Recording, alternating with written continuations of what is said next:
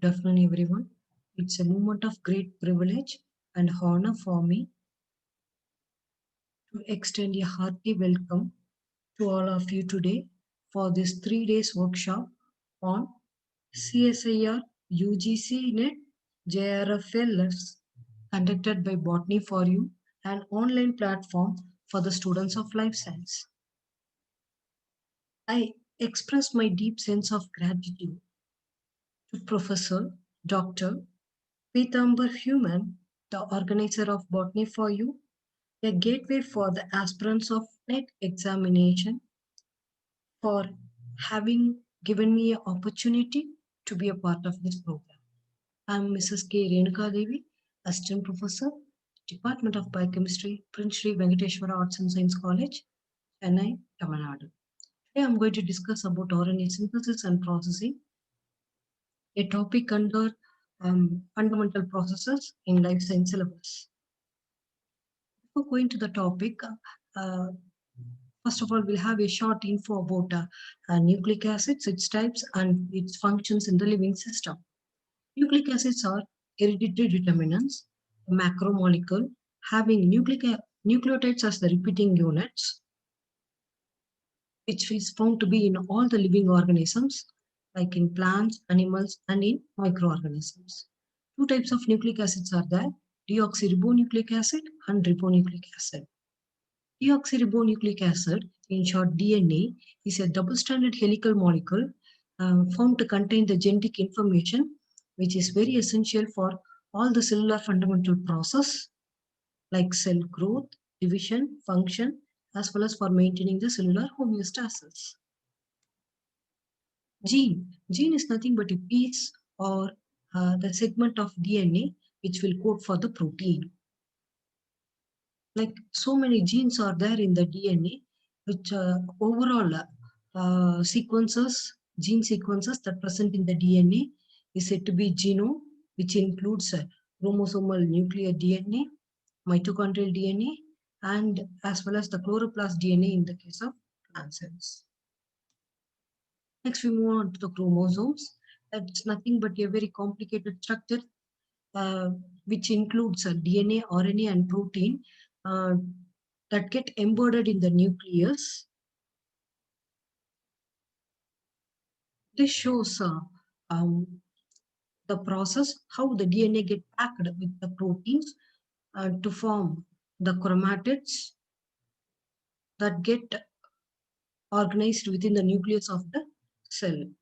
The double-stranded DNA molecule coiled around the proteins called histones to form a new bead-like structure called nucleosomes, which then get condensed to form a thick fibril-like structures called chromatids. About 23 pairs of chromosomes are there in the cell. 22 out of that 22 are the autosomes, and 33rd is the sex chromosome. Next, we move on to the central dogma. It shows the way of flow of the genetic information from the DNA to the protein. The genetic information that present in the DNA is transferred to the RNA, the process called transcription. Then the process of transferring the genetic information from the RNA to the protein is called translation. Before the cell division, the duplication of the DNA is by means of the DNA polymerase is called replication. This picture clearly elucidates how the RNA is synthesized from the DNA and get involved in the protein synthesis. This picture shows the central dogma of the molecular biology, in which how the DNA will involve in the transcription of RNA so that the information is transferred to the RNA. And the RNA so formed is said to be the primary transcript, which includes both the coding and non-coding sequences. The non-coding sequences are removed, and the mature RNA then only will export it to the cytoplasm, where it gets bound with the ribosome, the protein synthetic machinery for the protein synthesis. Next, we move on to the topic transcription. It's nothing but process of RNA synthesis from the double-stranded DNA molecule as a template. So the RNA synthesis is similar to that of the replication process. The reaction is nothing but the same chemical mechanism. It's nothing but a polymerization reaction for the joining of the nucleotides to extend the RNA chain. But the main differences is it doesn't require any primer like the replication process, and as well as not the entire genome sequence is going to be transcribed, only the required gene for the particular protein synthesis, the RNA will be produced. This shows the region for a particular RNA synthesis. It includes three regions: promoter sequences, transcription unit, and termination unit. So for all the particular RNA, initially a specific sequence will be there for, that is it to be the promoter sequence, which facilitate the binding of the RNA polymerase to initiate the transcription, followed by the sequences required for the RNA synthesis, then followed by the termination unit. So ribonucleic acid is a single stranded molecule which is going to carry the information from the DNA to the protein. It is found to be in all the living organisms, but in the case of some viruses, this RNA is going to be the genetic material instead of the DNA, like in some retroviruses. So RNA is a special kind of molecules. They are not only going to carry the blueprint or the genetic information from the DNA, it's also having the catalytic functions, the name of ribozymes. There are three types of RNAs: ribosomal RNA, tRNA, transfer RNA, and messenger RNA. Ribosomal RNA, which will constitute about 80 to 90% of the total RNA content, mainly its function is to aid the translation process. It will facilitate the proper binding of mRNA and tRNA with the ribosomes for the protein synthesis. tRNA is said to be the transfer RNA, which constitute about 15 to 20% of the total RNA content. Its main function is to carry the amino acid as per the sequences that present in the mRNA. mRNA, which constitute only about 5% of the total RNA content, it's going to have the information about the amino acid sequences of a particular protein. So this is about the difference between the replication and transcription. So in the case of replication, the entire DNA molecule is going to be duplicated. But in the case of transcription, only the part of the DNA said to be the gene only is going to be get expressed for the particular protein synthesis. So as per the signals received for the particular protein need, that particular sequences only will be transcribed, not the entire DNA. So the DNA is a large molecule, will have both the coding and non-coding sequences. Some portions in the DNA may not be transcribed at all. This is about the features, salient features of transcription. Transcription is a highly selective process. So as per the signals which are required for the need of a particular protein, that particular portion of the DNA only will express for the synthesis of particular RNA, which then get continued to the translation. Next.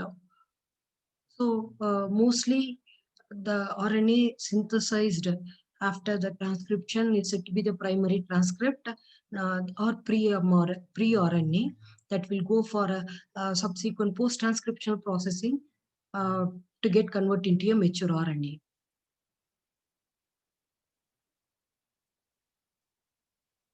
Mostly in the case of prokaryotes,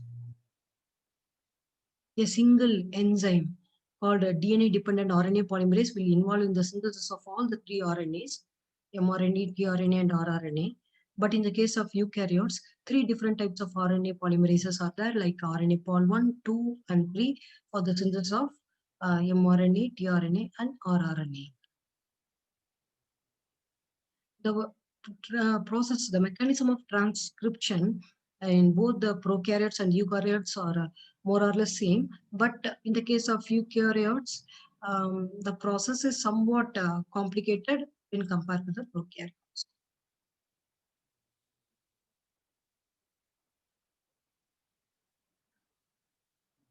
Being RNA is a single stranded, only one strand of the DNA is going to act as a template. And so that as per the sequences present in the template, the complementary sequences will be added to the RNA. And the sequences of RNA is more or less similar to that of a non-template strand called coding strand.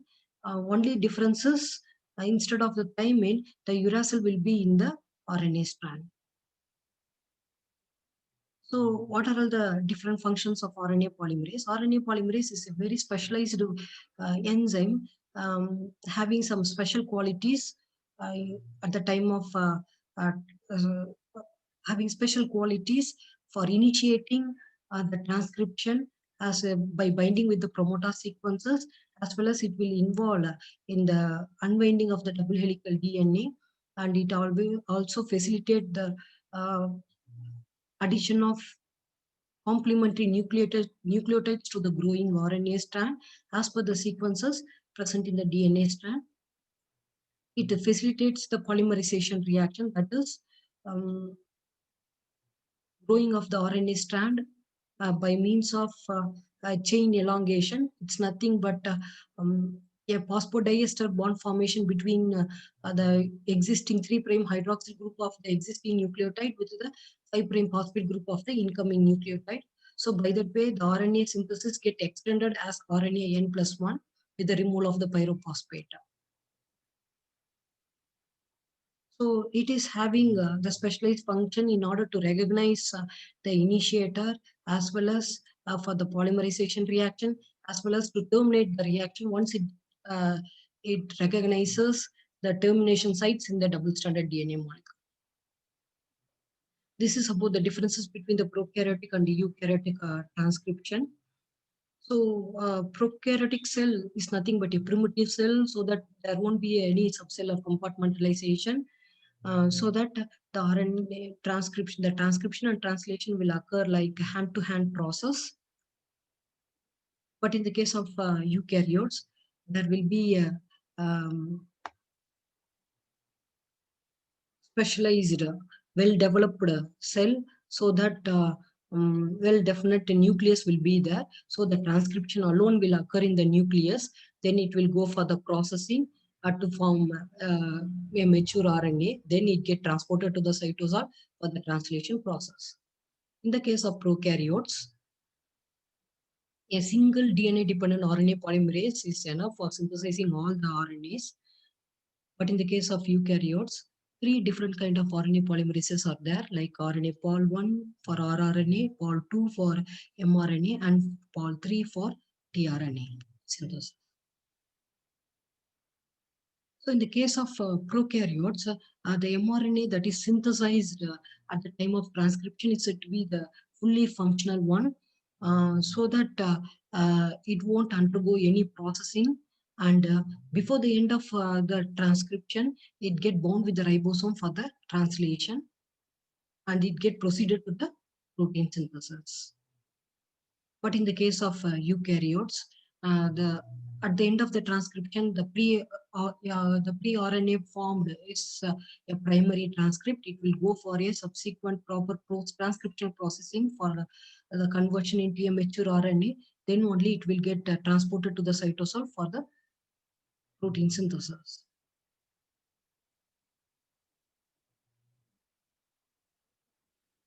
Then mostly in the case of prokaryotes, the RNA produced will be polycystonic in nature. That is, one mRNA will produce so many proteins. But in the case of eukaryotes, mostly the RNA produced will be monocystonic in nature. That is, one mRNA will code for only one protein. This is the diagrammatic explanation of transcription in both prokaryotes and eukaryotes. So as I already mentioned, there won't be any subcellular compartmentalization, so that the DNA will be just floating on the cytoplasm. So during the synthesis of RNA itself, the RNA get bound with the ribosome for the protein synthesis. That is, the transcription and translation will occur simultaneously. But in the case of eukaryotes, a well-definite nucleus makes the compartmentalization. So the RNA synthesized at the time of transcription will go for the proper processing, become a mature RNA, then it get transported to the cytosol, then only it get commit with the translation process. Now we'll move on to the stages involved in the transcription. The three stages are initiation, elongation, and termination. So the initiation is nothing but the binding of the RNA polymerase with the double-stranded DNA molecule. Then unwinding will occur for the formation of the transcription bubble with the start of RNA synthesis. So it get proceeded until they recognize the termination sites. So once it get recognizes the termination site, the entire complex will dissociate with the release of RNA polymerase and the new RNA strand, as well as the double-stranded DNA molecule will also move out of the complex. This is about the subunits of the RNA polymerase of prokaryotes. About six subunits will be there in the RNA polymerase. Two similar alpha subunits, beta and beta dash, omega and sigma. So the entire enzyme having all the subunits are collectively called as holoenzyme. But after the initiation, that is the main function of the sigma subunit is to initiate the transcription process. Once the transcription has been initiated, it will dissociate out of the enzyme. So the remaining enzyme of RNA polymerase is said to be the core enzyme. So now we'll start. Now we'll see about the mechanism of the prokaryotic transcription. So near to the transcription start site, we will be seeing a specialized sequences which facilitate the binding of RNA polymerase, that is said to be the promoter sequences. In the case of prokaryotes, two promoter sequences will be there, -10 region or Bribnov box and -35 region. They are mentioned in the negative symbol. This is because they are located upstream from the transcription start site, which is usually mentioned as +1. So -35 region is the sequence which is recognized by the RNA polymerase, and then it get bound to that region. So as a result, a closed promoter complex will form. Then the RNA polymerase will start moving along the -10 region. Slowly the DNA double helical structure will unwind, which results in the formation of open promoter complex. Then the RNA polymerase slowly moves towards the transcription start site, where the double-stranded DNA helical molecule will open and the bases get exposed. So as per the bases present in the DNA, complementary bases are added to the RNA strand. So unlike replication, this RNA polymerase doesn't require any primer to initiate the transcription. And mostly the first base that added to the RNA will be the purine nucleotides, that may be adenine or guanine. The chain elongation will occur with the movement of the transcription bubble. So the reaction is same as that of the polymerization reaction, which occurs between the 3' hydroxy group of the existing nucleotide with the 5' phosphate group of the incoming nucleotide. So this shows the binding of RNA polymerase with the promoter and the initiation of the RNA synthesis, elongation of the RNA synthesis. It get proceeded up to the termination signal. Once the termination signal has been found, the entire complex will dissociate with the removal of RNA polymerase double-stranded DNA molecule along with the newly synthesized RNA strand. This shows this is the transcription bubble, shows how the RNA synthesis occurs by adding the nucleotides complementary to the template strand of DNA. So in the case of prokaryotes, the termination of the transcription may be of any one of these two types, row dependent or row independent. Row-dependent, in the case of row-dependent termination, the participation of the row protein will be seen. Row proteins are a special kind of proteins that will have the ability to bind with the nascent RNA, and with the aid of ATP molecules, it will start moving along the RNA, and its moving is more faster than the movement of RNA polymerase along the DNA. So while moving along the RNA, it start unwinding the nascent RNA from the DNA RNA hybrid, so that once the RNA get released from the complex, and the RNA polymerase will dissociate, and double-stranded DNA molecule also get released from the complex. So by this way, it will terminate the transcription once all the sequences, all the required sequences get added to the new RNA strand. But in the case of RNA independent termination, no such proteins are involved. But after the addition of the sequence, required sequences to the growing RNA strand, the double-stranded DNA will have termination signals which facilitate the addition of GC sequences in the end of the RNA chain, followed by the adenine sequences. These GC sequences will facilitate the self-complementary base pairing in the RNA that form a stem loop-like structure which passes a signal for the RNA polymerase to dissociate from the DNA, as well as the RNA, the newly synthesized RNA is also released. This is about the transcription in eukaryotes. RNA pol1 will involve in the synthesis of different type of RNAs or RNAs. RNA pol2 will involve in the synthesis of mRNA. And pol3 will involve in the synthesis of tRNAs. Like in prokaryotes, eukaryotic transcription also in need of many promoter sequences like CAD box, GC box, and Tata box for the binding of RNA polymerase to the double-stranded DNA molecule in order to initiate the transcription. So here, in the case of eukaryotes, many accessory proteins will act like transcription factors in order to aid the binding of RNA polymerase into the double-stranded DNA molecule for moving along the promoter sequence, as well as for opening the double-stranded DNA molecule for the exposure of bases. So many accessory proteins called transcription factors A, D, C, and all will form a group-like structures which will go and bind to the promoter sequences at first, and then will aid the binding of RNA polymerase into the double-stranded DNA molecule. And with the investment of ATP molecules, it facilitates the initiation of eukaryotic transcription.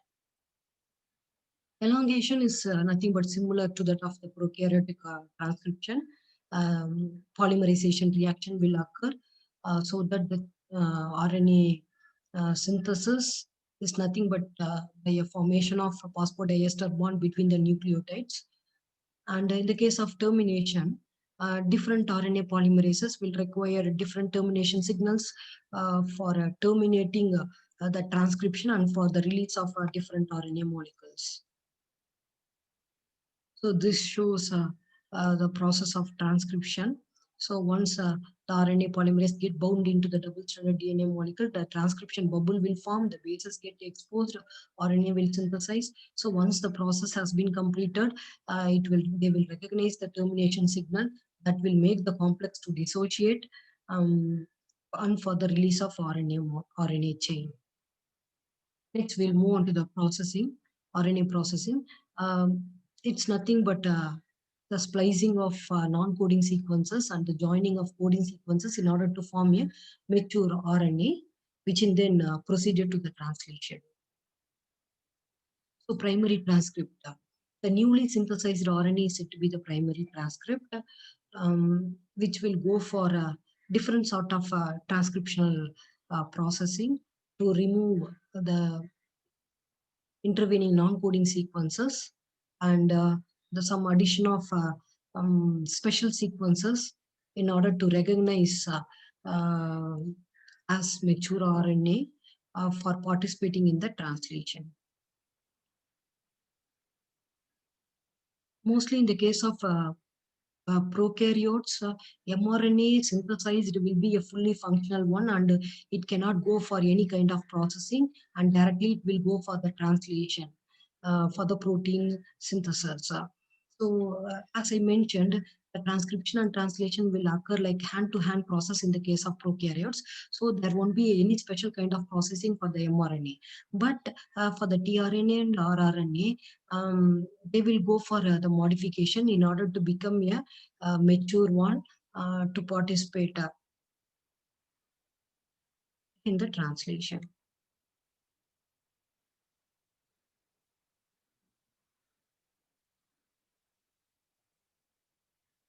So rRNA, they are said to be, initially they are synthesized as pre-ribosomal RNAs.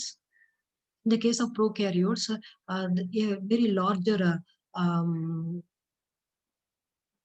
precursor RNA will be produced, and that will go for a different kind of uh, trimming, processing, and cleaving processes in order to become the mature rRNAs. 16S rRNA, 23S rRNA, and 5S rRNA. They are nothing but based on its the sedimentation coefficient. So 16S rRNA is an important one that will go and bind to the smaller subunit of the ribosome, and which facilitate the proper binding of mRNA with the ribosome. The other 23S rRNA and 5S rRNA are found to be in the larger subunit of ribosome. They will also aid the proper binding of the larger subunit with the smaller subunit of ribosome in order to form the proper initiation complex of translation. Next, this is for the eukaryotes. The same as that of the prokaryotes.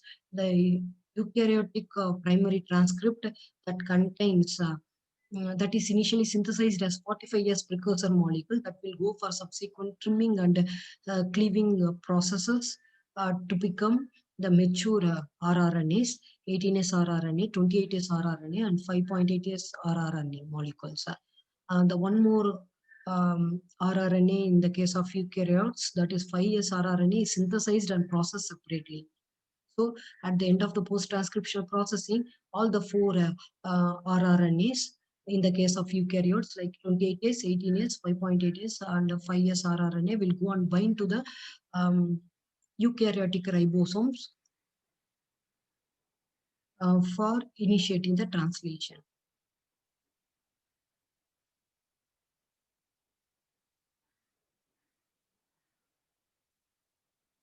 The same way, like rRNA, the prokaryotic as well as the eukaryotic tRNA will go for a processing, different kind of processing mechanism in order to become a mature tRNA.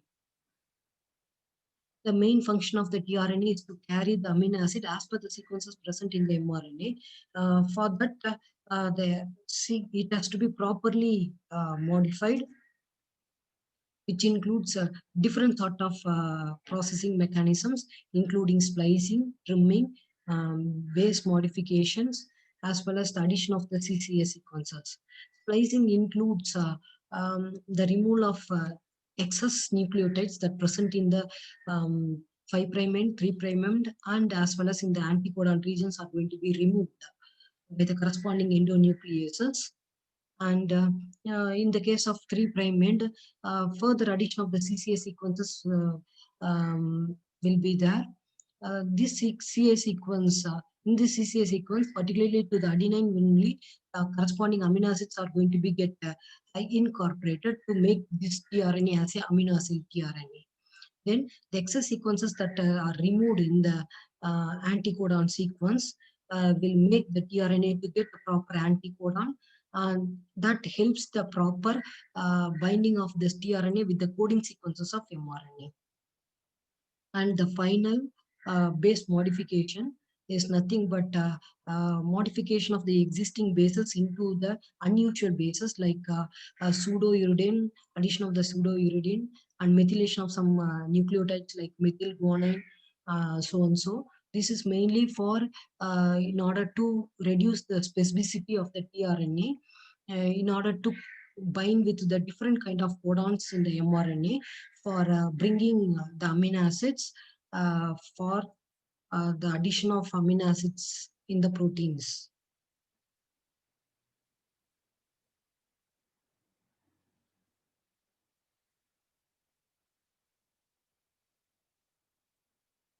Then, in the case of eukaryotic mRNAs, some specialized sequences will be added to the 5' and the 3' end, which will make the mRNA to become a mature RNA for participating in the translation. In the case of 5' end, the cap-like sequences is going to be added. That is said to be 5' capping. This is mainly for the proper recognition of the mRNA with the ribosomes. The proper fitting of the mRNA to the ribosome is essential for the translation. So for that, the cap-like sequences is going to be added. So this is the reaction. So hope you all know the mRNA will be having a triphosphate nucleoside in the 5' end. So at the beginning of the reaction, the phosphate group will be removed by means of phosphorylases. So as a result, a nucleoside diphosphate will be formed at the 5' end of the mRNA. Then, with the investment of the GTP, the guanosine monophosphate will be added to the existing nucleoside diphosphate of mRNA. So, an unusual triphosphate linkage will be formed at the 5' end. So, this is catalyzed by the enzyme guanyl transferase.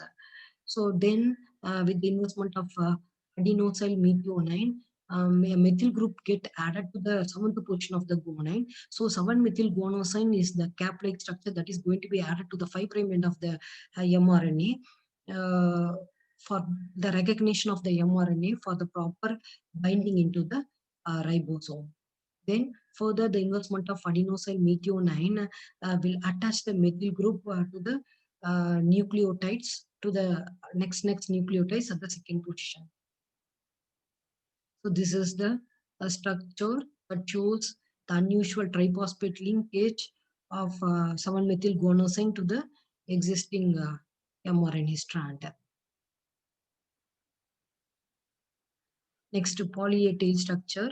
So once the mRNA has been trimmed and get converted into a mature form, you have many poly A tail sequences will be added to the 3' end by the enzyme called poly polyadenylate polymerase.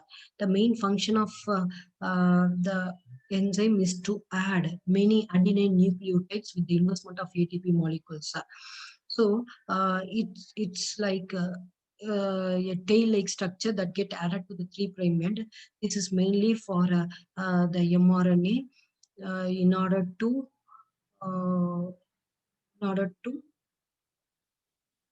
get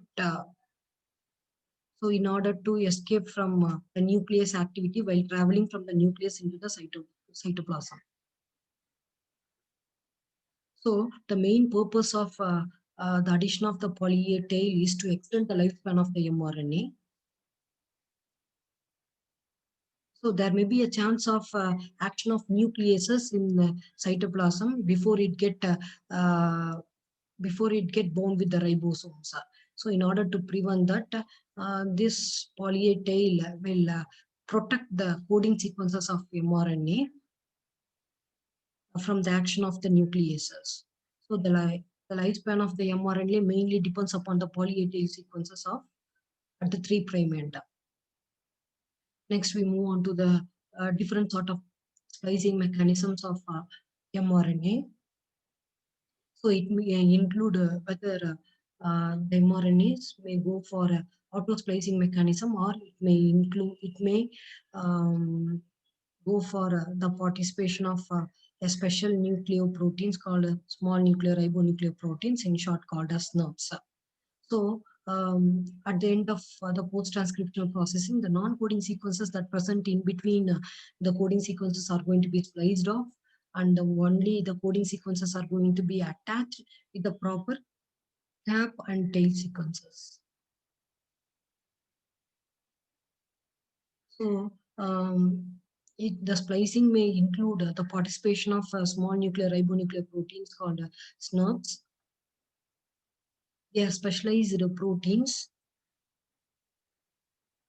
They are specialized proteins which will recognize the non-coding sequences in the mRNA and will go and bind to the region where it get connect to the coding sequences. So as a result, the binding of the proteins will facilitate the lariat formation in the intron, which in turn removes the intron from the coding sequences.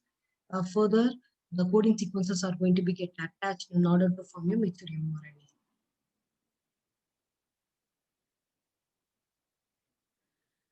So then the splicing of mRNA,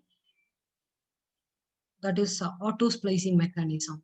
So in the case of auto splicing mechanism, there is no need for any specialized kind of proteins called SNRPs, but instead of that, external guanine nucleotide may act as an nucleophile to break a link between the intron and the exon, so that the introns are removed and the exons are going to be joined.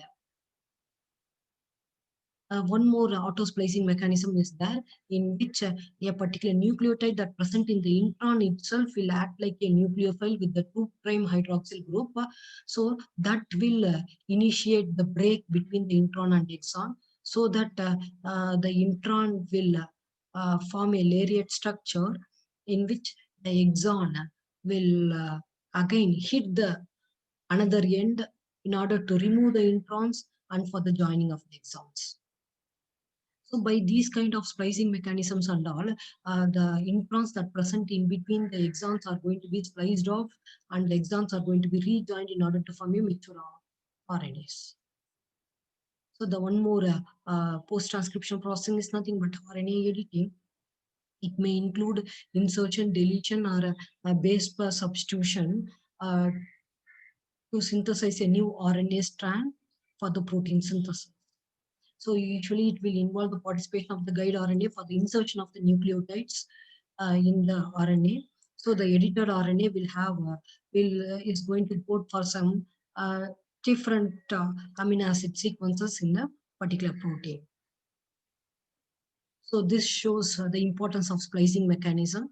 Um, that may bring some autoimmune disorders also. Any problem with the splicing mechanism or any mutation or interferences in the splicing mechanism may bring complications. One such complication is systemic lupus erythematosus, is a kind of autoimmune disorders characterized by the circulation of some autoantibodies in their bloodstream, characterized by the butterfly rashes, inflammation, mainly because of the problem with the splicing of SNRPs in post-transcriptional processing of mRNA. Another example is beta thalassemia. It's also a kind of genetic disorder which occurs due to the problem in the proper modification, proper formation of the beta polypeptide chain of the hemoglobin.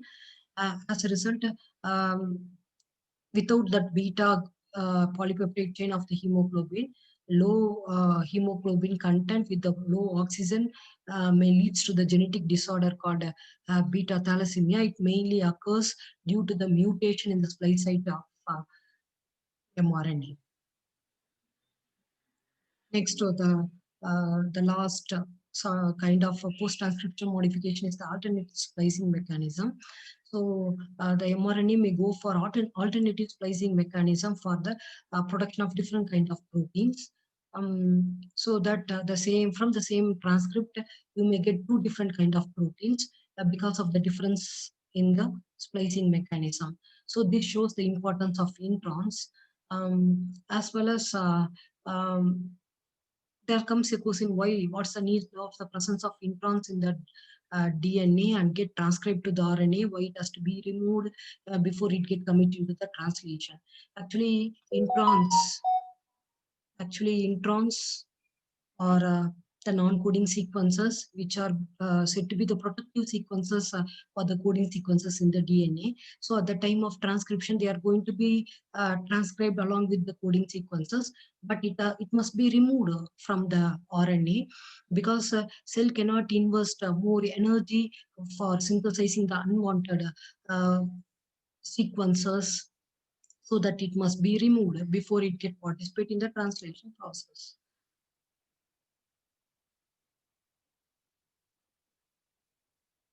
So the biological significance of splicing.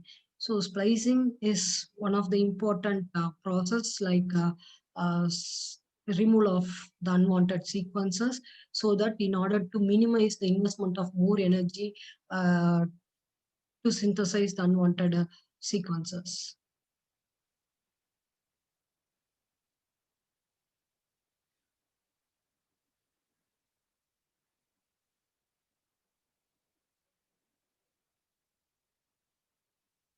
So now the last is nothing but the inhibitors of transcription. Different kind of inhibitors are there, which are having the ability to inhibit the RNA polymerase as well as the process of transcription. Actinomycin intercalates with the DNA. It will go and get bound with the double-stranded DNA molecule and will not favor the binding of RNA polymerase to it, and it cannot facilitate the opening of the double-stranded molecule, so that the transcription is going to be get interrupted. The same way, mitomycin is a kind of another kind of inhibitor, uh, having the ability to inhibit the transcription. It is also used as an anti-cancer drug. Alpha-amanitin, it's a well-known toxin, shows the capability to inhibit the binding of RNA polymerase, the double-stranded DNA molecule, for initiating the transcription. So hope you all can understand the mechanism of transcription, about the different types of RNA polymerase in the eukaryotes, and in the about the RNA polymerase of prokaryotes, the different stages, the different types of splicing mechanism, tapping and tailing processes of RNA, and about the editing, and about the inhibitors. Thanks for listening. And if you are having any queries, please send it in my email. And the ID is krenu2007 @gmail.com. Thank you.